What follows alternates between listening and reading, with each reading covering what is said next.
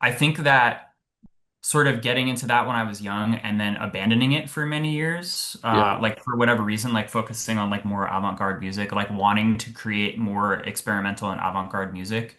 Obviously that's like a lot more difficult of a place to like start from. And I think maybe that's sort of why I like didn't focus on the fundamentals enough. But like talking to him about it, like him and I, he was the other guitarist in my band. Like we hmm, were playing like prepared guitars, like making like, like very like rhythmic music. And, to see him now like playing bass in like a jazz standards band has been really interesting to talk to him about. Because he was in like a very like glossy, like he was in like a very glossy like electronic pop band that like morphed out of like a very like Calgary yeah, sound women type guitar rock band. So he's like really sort of like touched on it all over the course of hmm, like him playing music. And so like talking to him about the standard stuff is like really, really interesting. And yeah, I've just been going back and listening to more music. When I was back in Atlanta recently, he was playing um, some standards for me because coming from that background, he's really able to find like kind of like unique and strange standards that like have very weird like melodic things totally. to them. Yeah, So yeah, it's been really cool to talk to him about that and got me thinking more like, oh, this really does seem like a great place to start. But when I was talking to him about it, he was like, yeah, this app, it has chord charts, but it also has tablature, which is great for oh, me because I'm interesting. not Yeah, that used to reading chord charts. I'm assuming after phase one, like that's probably part of it a little bit, but yeah. So I'm looking forward to it. totally. Yeah, there's some chord stuff that comes up in phase two, and then also like yeah, there's like I feel like the amount of knowledge that I have that I'm really super excited to communicate is like this, and like what I've communicated in Fretboard Freedom is like this, Yeah. just because making like writing a lecture and then recording it and thinking about how it fits into the whole arc of the program is pretty time consuming, whereas my ability to just like explain something to you in a conversation is very like immediate. And Yeah. so yeah, for example, like reading a chord chart. I don't know if I have like a comprehensive thing that covers that in the Fretboard Freedom program, but I could walk you through that. Like, probably that's probably not the best place to start like right now, but like Sure. in a week or something. Like if we talk Yeah. next Tuesday, I'd be super down to get really into that. That would be really fun. And also just really quick about my own journey. I actually, well, for one thing, just like learning standards and learning to play jazz, I think is such a good just kind of like fundamentals thing, like dealing with like functional harmony, which just kind of means the whole world of like chords that want to move to the next chord, and when you're at sort of like the one chord you feel like you're home, and Yeah. when you're at like the five chord there's like tension, like that whole harmonic thing is so what sort of like older school like 1920s through 1950s jazz is like about. Yeah. And so it's a really cool way to like really learn the instrument and also really work on one's sense of like rhythm, because I found the music is a lot more demanding in those ways than playing like rock music or something like that. The flip side is that I think there's actually a lot of creativity that goes on in like playing in rock bands and stuff that jazz musicians don't necessarily need to have, because there's so much just fundamental learning that goes into learning jazz. But I Sure. also had a funny trajectory where I really worked on that stuff for probably 4 or 5 years. And towards the end of that time, I studied with this guitarist. I'll drop his name in our chat here. His name is Joe Morris.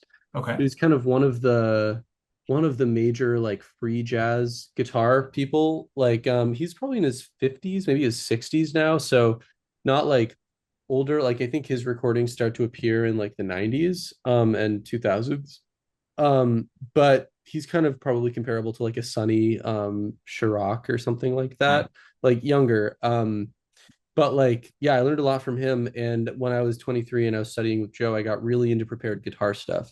And so I've done a lot of prepared guitar stuff, and I actually just put out a Cool. record recently where I'm basically just playing, like it's with a trio and there's a lot of other stuff that's going on, but I'm very rarely actually using frets on the guitar, and so it's all like crazy prepared guitar stuff that I can send Nice. your way if you want to check it out. So super down to talk Yeah, about all of absolutely. this, and it's awesome that you've explored some prepared guitar as Yeah, well. that whole record that I sent you, the Polish Nails record, that we were both playing prepared guitar. So the way that both of them were prepared were similar and had slight differences. Like basically, I was playing this guitar, which I still have, that is basically like unstrung the top two strings and then wound them around each other like either two or three times and then strung them back up so they kind of met sort of like near the seventh fret, like tangled in a way. And then the next three, same way. And then for a while I was playing a low E string strung on to the high E fret and then tuned to like we tuned to the songs. So like we had like very like rudimentary recordings. We were like essentially like a live band for we started playing in 2013 and that one record was the culmination of like everything that we had ever done. Hmm. And then we put out that record and never played a show ever again. But yeah, my other guitarist had his low E string open and then two wound and then three wound. So kind of you could get melodies out of like frets 1 through 5 and then like up at like 10, 11, 12. Sort of like for more Hmm. like like adding like kind of tone to it, and then down in the middle was like very very like muted, Yeah. and moving back and forth between those things and kind of being forced to like only play melodies on high and low and also like in a tuning that like literally couldn't even be named. Yeah, yeah. Like we had to just tune it to what we knew the song sounded like. Because I didn't always use that guitar. I used a different one at first. But yeah, it was really fun. It was really difficult to do. Um, but yeah, it was a lot. It was a lot of fun to do it that way. And I can't believe we made like an entire album that sort of sounds somewhat melodic from it. Yeah. That's really cool. Yeah, it'll be cool to listen more deeply. And yeah, that's awesome that you did that. Yeah. Yeah. So yeah, it's cool that like you've already done stuff like that, and now we'll get to like get some fundamentals in place. I feel like as we get some fundamentals together, like you'll be able to approach all of that stuff too, like from a new perspective where like you have all the stuff that you already had, but you also have this like ability to just like execute things. Yeah, So I yeah, think because that's I gonna be mean, really there's so fun. much of a spirit of just like trying it and seeing if it works, and I really want to like be able to approach that with a more informed like background and be able to do other things. And even if I don't ever do like even if I don't necessarily want to like do prepared guitar stuff in the future, I'm trying to figure out like kind of like what my North Star is for things. Like it's tough because I think we spoke about this yesterday, but I'll hear something and be like, that's really cool. I want to do something like that. And like I'll Yeah. hear something else and be like, that's really cool. I want to do something like that. I think like one of the great like rock bands that has like yet to be imitated is like do you know the band US Maple from Chicago? I don't know US Maple. They're like I don't really like know how to describe it. I guess it's noise rock.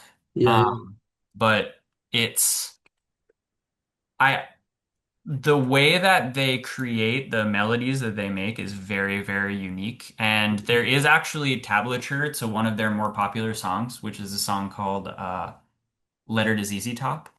And it's like so difficult to play because it's Mhm. so like it'd be cool once I go through this a little bit more and start trying to like put some things together to look at that tablature again and be like, oh, like here's what's happening here. Like how this is how it was put together. Because it's Totally. definitely very purposeful what it is that they're doing. It seems almost improvised when listening to it the first time.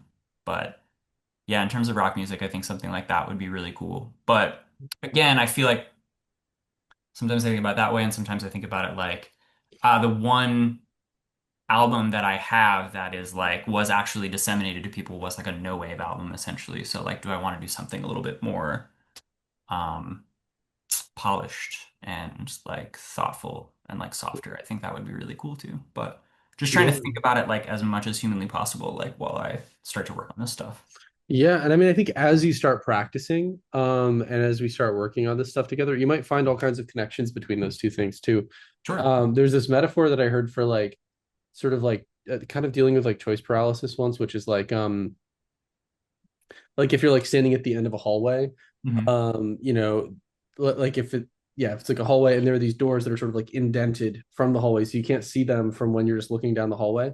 Yeah. Like as you start walking, like once you're in motion, you'll see a lot of options that you can't necessarily see from the point of not moving. Sure. And I feel like it'll be really interesting to see what we come across. Yeah. For now, I guess if you want to jump into that, that would be awesome. I'm just going to shoot Barat and Pat, the other two people that I was expecting to see on this call, some texts and see Sure.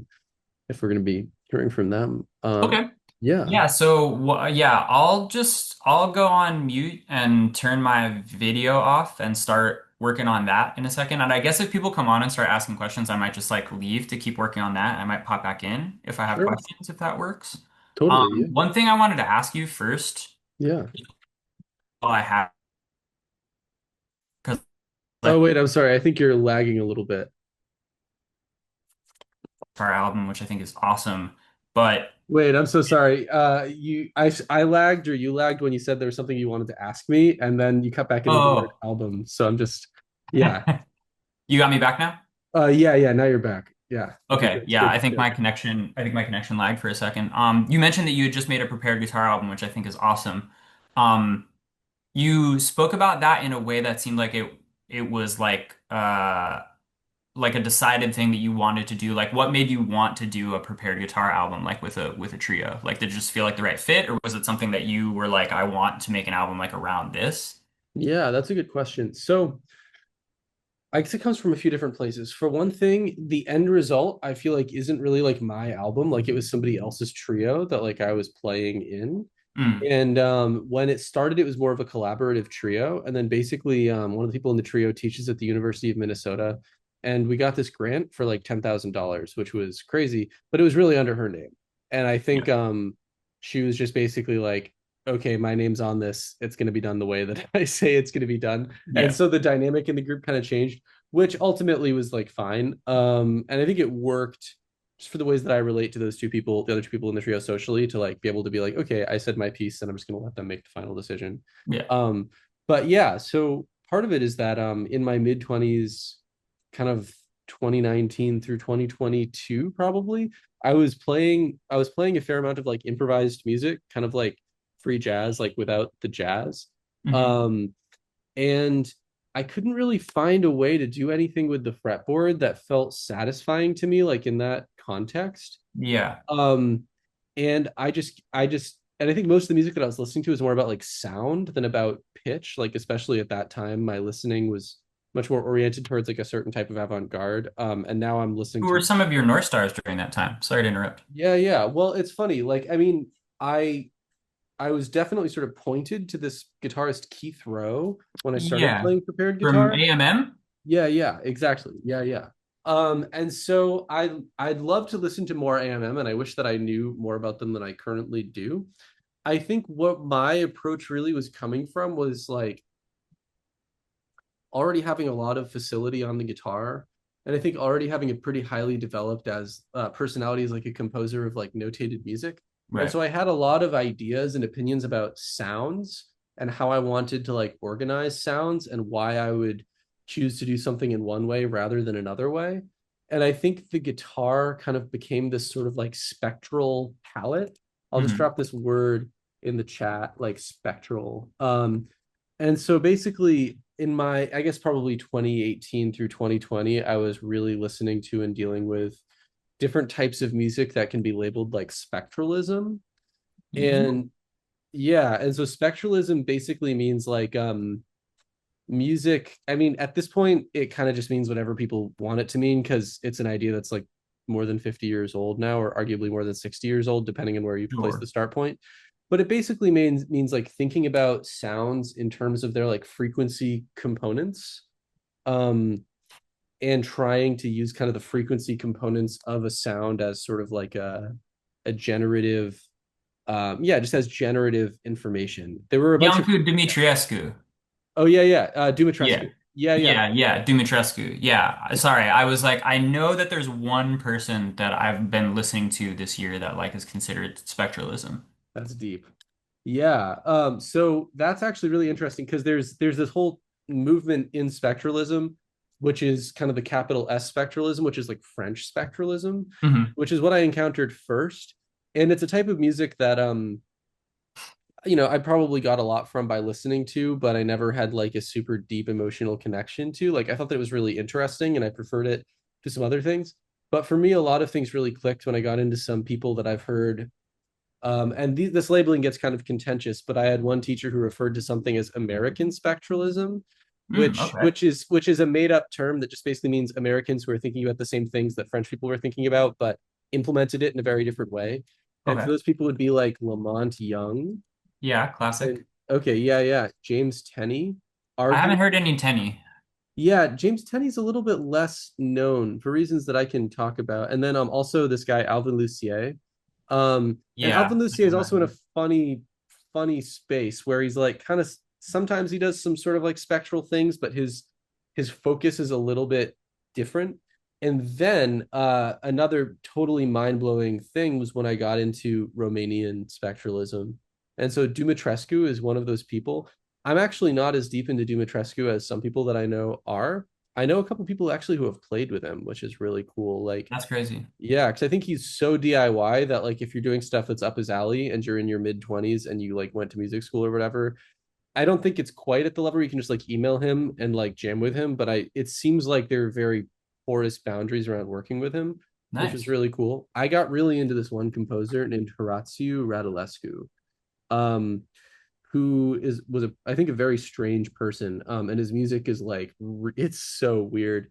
But I learned so much. Like I saw this video that was the score to his fifth string quartet, and was like this is the craziest thing I've ever seen. Like what is this? I'm obsessed with this now. And I wound up writing like a whole like 40-page paper about Wow. Radulescu. Yeah. And then I like when people do crazy stuff with the scores. oh yeah. There's like that Michael Finney score Oh that yeah. like is the spiral. Oh yeah. I don't think I know the spiral, but that's deep. That's it's really deep that you know about this stuff. That's crazy. Yeah, I'm gonna be real with you. Like I like this is what I want to be like. I have a like when I'm telling you like I have a really fucked and insane way of like finding out about music. Like Yeah. this is not I'm not like doing my due diligence in terms of like learning the history a lot of times. I've just been digging for stuff for Wow. so long.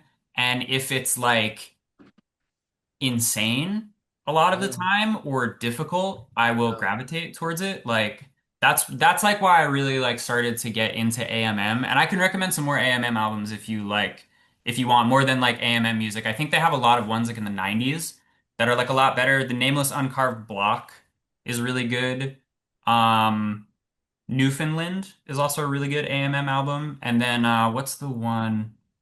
I'm just like kind of a product of Rate Your Music, frankly. I've been using Rate Your Music for like 15 years Oh, cool. to Yeah, I don't find really music know in. this site. I've read about it probably just through like Wikipedia. People will like Yeah. mention, but yeah.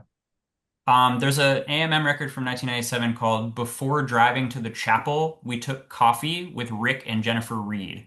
Also a really good AMM album. I would check any of those out. Cool. They're all live. Yeah. I think that was part of the AMM ethos was like never doing things more than once or like doing things in a certain way. Like I know that their practice was really deep in ways that I haven't gotten that into or Yeah. I haven't studied as intensely as I would like. I should also say actually just while I was in that chapter of like beginning to try to connect my guitar playing to my sort of composing practice, I was really into Derek Bailey. Um Yeah, that my yeah, friend, one of my really, really good friends is so into him, and I haven't really like I'm really into like Fred Frith's like guitar stuff, but it's been I really haven't like cracked into Derek Bailey, and I really feel like I need to. totally. Yeah. I mean, with Derek Bailey, it's kind of funny. Like, I say I was really into Derek Bailey. I think I listened to Derek Bailey a lot for like 2 months, and I was like, okay, I get it. And not in like a belittling way, but it's like there was like a core thing that I think he did for his whole life that you kind of once you identify it, it's like, oh, this is what it is. And I Yeah. felt like I had gotten the core of what I wanted to get. And actually, you know, it's funny. I haven't listened to Fred Frith that much, but one of my sort of collaborators or friends, like kind of a mentor, because he's like 20 years older than me, maybe, but really doesn't position himself as like a mentor because he's a really chill dude. Actually, he's like made a record with Fred Frith, and like Fred Frith That's was like cool. his mentor and stuff. So Nice. I met Fred through my friend. His name, I'll drop this guy's name in our chat. He's a really cool musician, Cenk Ergin, I play music with. And Cenk was playing with Fred at the Stone a couple of years ago. And I was like introducing myself to Fred, and I was like, I'm a guitarist. Like I play with Cenk, and he was just so like he just didn't care at all. It was so funny. Like it didn't like hurt my feelings or anything. So I wasn't trying to like get anything from the interaction, but Sure. he's met so many people who are like, I'm a guitarist that yeah, I just thought that it was a funny moment. But that yeah, that's my Fred Frith connection. Nice. It's super I mean, fun to I talk love about this Fred. stuff. Like all the eras, like Skeleton Crew too. I mean, some of his bands are like so good. Like, also, I'm just a gigantic Henry Cow fan. Like, Art Bear's Henry Cow, like that's a huge that like finding out about Henry Cow like really changed my life in a lot of Wow. ways. Yeah. Um, I'm lucky enough to have a lot of their music in physical form, which I'm like super thankful about.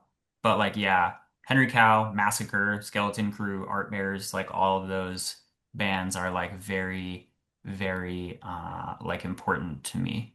I actually have a book that I've been like slowly reading through from Duke Press that's like sort of about like the Henry Cow story. Oh, And it cool. has a lot of really intense details about like their practicing and like how they like laid things out like in the beginning, and it's really good. Cool. I'm just listening to all this in our chat because I record these and then I put them in like a place where you can just check out all the past things. And so I'm just like, I'll save this chat too so that people can check it out. Also Okay, actually cool. two book recommendations that were super useful for me kind of during my kind of my the first half of my NEC era.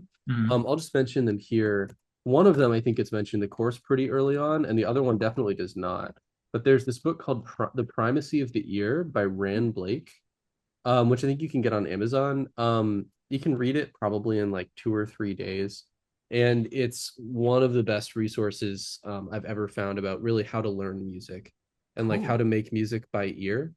And the other one that I think could be really useful was this book called Properties of Free Music by Joe Morris, who was my teacher. Yeah. And I read this book before I studied with him, and these aren't, I mean, I recommend Primacy of the Ear to everybody. I don't think I've ever recommended Properties of Free Music to a student before, but it's really cool. He walks through these kind of different relationships to free music that different people have had who are kind of like titans of that music. Like he walks through like Ornette Coleman's like harmonic system. Yeah. And then I think he walks through wow, it's been literally 10 years since I read this book. And I lent my copy to somebody and then they never gave it back to me. So I haven't opened it up in a long time either. But I think he talks about like Anthony Braxton and like maybe one other, maybe he talks about like Derek Bailey and like European free improvisation. But it's like just reading that will give you it's really a book for musicians who are learning to play that type of music. And there's Yeah, so that would much be amazing. information in it about like how this stuff is structured from the inside. And one thing that I'll say, I was talking to my friend who's also kind of a free music guitarist. It's funny, this friend that I'm thinking of is like he plays free music and he plays like gospel. Like we met because he was a That's jazz guitar awesome. major at Oberlin, but it's like Yeah. so in the box, like playing church gigs and then just the most like crazy noisy stuff. And he compared playing jazz to being like um he's like a mover. I think he was comparing jazz to being like a carpenter or something, where there are all of these like skills that you need to know, and it's very like technical, like with your hands and stuff. And then Yeah. he compared playing like free music to like being a mover, where you just are like, I gotta get this couch up the stairs. Like there are kind of no rules. It's gonna take a lot of exertion, and you're just gonna do it. Yeah. And that's been really interesting because I feel like one of the things that I got from Joe is like, oh, you can just play, and there are all these like little things to be aware of, and there are ways in which like free improvisation is really kind of like a genre as much as anything else because there are a lot of local level rules that keep it like a thing that people can just show up and do together. Yeah. But once you kind of get in touch with that, it's really cool. Like I mean, I mean it's like watching a magic show for me. Like I really appreciate like not saying that I don't want to learn because of this, but one thing that I feel really appreciative of like knowing about this stuff yeah, is that and not having the musical background to be like I know exactly what he's doing is like I feel blessed that I can listen to somebody doing something that most people would be like I cannot listen to this, like this is unlistenable, and find something about it that's like sparking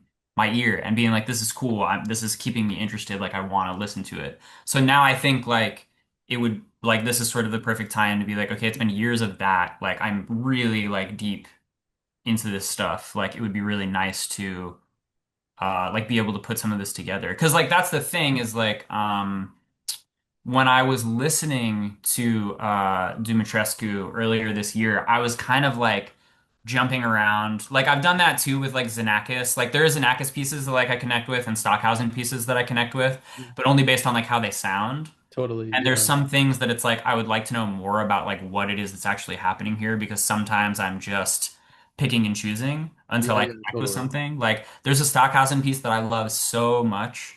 That's the 15th hour, I think, of the Clang cycle, Orvin tone. Whoa, Have you you've heard of dug this deep into one? this.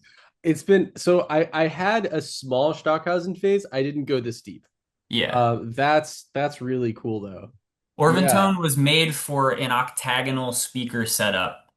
and it's a baritone operatic that the the singer, the baritone, who's the Yeah. only singer, is singing about singing Orvan tone. Like the first Whoa. line is I am singing the piece Orvan tone. And it's Wow. because it's octagonal, so it's there it was meant to be set up and played on speakers that were the vertice like set up like the vertices of a cube. Yeah, yeah. It's panned so crazy Yeah, with all totally. this electronic tones that are just panning all the way left and panning all the way right while this like baritone like opera singer is like Yeah, singing yeah. over it in German. It's so sick. That's awesome. Do you know what year that piece was? That was like 2008. It was like one of the Oh, last parts of okay. the Clang cycle that he made before he died. I think he got to hour Wow. 20. I found out about it from the Stockhausen Wikipedia page. Wow. That's Uh, awesome. Yeah. 'Cause yeah, they had some real head went in there and just like laid out every single like hour of the Clang cycle. Because that was like supposed to really be his like Like, big thing, but he it was supposed to be 24 hours, but he never finished it because he died like on hour 20. yeah, But I like don't yeah, think I've, if yeah, you go go ahead. to the hold on, I'll put it in the chat. I Cool. really love finding like Wikipedia pages where you're like, you had to have like worked on this. Oh, yeah. That's really cool. Yeah, I mean, I don't think I've heard anything that Stockhausen wrote after like 1973. So Yeah. that's really cool. I will say though that with Xenakis, I went a lot deeper than with Stockhausen. And there are some pieces like Metastasis. I think at one point I got really under the hood, which is like an I think 1958 Yeah. Xenakis piece. And then there's another one, Pithoprocta, which is also really early Xenakis, where I think at one point I got pretty under the hood with it. And another composer that I got really deep into was Gyorgy Ligeti. I love Yeah. especially Yeah. mechanical music. Oh yeah, is that the one with all the metronomes? Yeah, the metronomes, and then he does a what is it? It's the version of the ricercata, like the one that's in Eyes Wide Shut, Oh but yeah. it's Da, da, da, da, da, da, da. yeah, but I can't Yes. remember what instrument it's played with. He also does like musical barrel version of Hungarian rock that is like so much better than the like composed version of Hungarian rock that's like Oh, interesting. disseminated. It's so good. Xenakis I've never really like gotten that into. There's one piece that really resonates with me. I can never remember if it's Persephone Oh yeah. or Persepolis. Oh yeah. I know It's that the one with Persephone. the big like silver bars, like percussive instruments, because I saw it live Oh wow. at like a Yeah. brewery in Atlanta.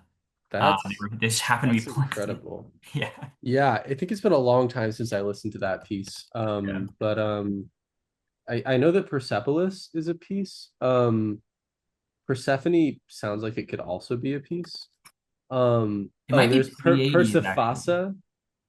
Well, we can It's Pleiades. Pleiades. Six Oh, cool. percussionists notable for its use of the sixen in instruments Inakis constructed specifically for the piece. That's very cool. Wow, well, it's really cool to be talking about this. And so also, I mean, I don't know how much of my actual music you've listened to, No, but no, yeah, please like send I'll me send you some like stuff. yeah. Yeah, I'll send you some scores too, because if this is a direction that you're interested in going, like I mean, also the fundamental stuff, like the fretboard freedom stuff, gonna be super helpful.